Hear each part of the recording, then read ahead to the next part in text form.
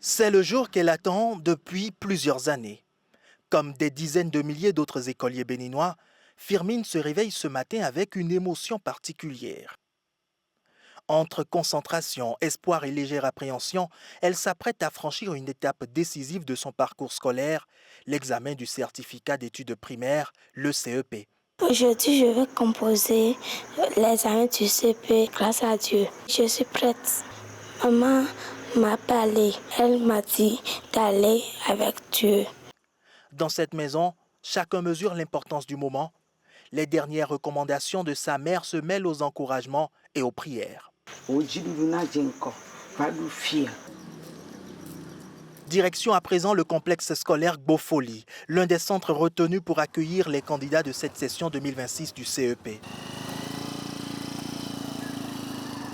À mesure que l'heure approche, les candidats affluent. Chacun affiche son propre visage du stress ou de la confiance.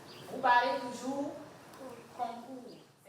À Gbofoli, l'événement prend une dimension nationale avec la présence du ministre des Enseignements maternels et primaires, venu procéder au lancement officiel des épreuves, le tout premier depuis sa prise de fonction.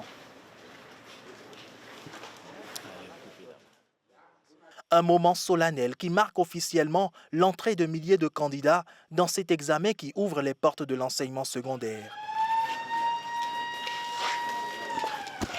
Nous lui avons prodigué des conseils de calme, de sérénité.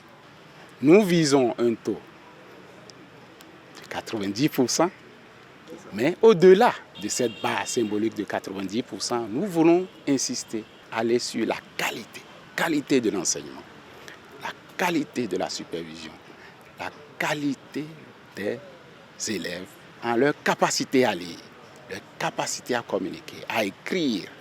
Ce lancement officiel s'est achevé par une mise en terre de plan pour marquer aussi la journée de l'arbre, célébrée ce 1er juin. Pour Firmine, comme pour l'ensemble des candidats, l'aventure du CEP 2026 est lancée, une étape déterminante portée par les efforts de toute une année et les rêves d'un avenir prometteur.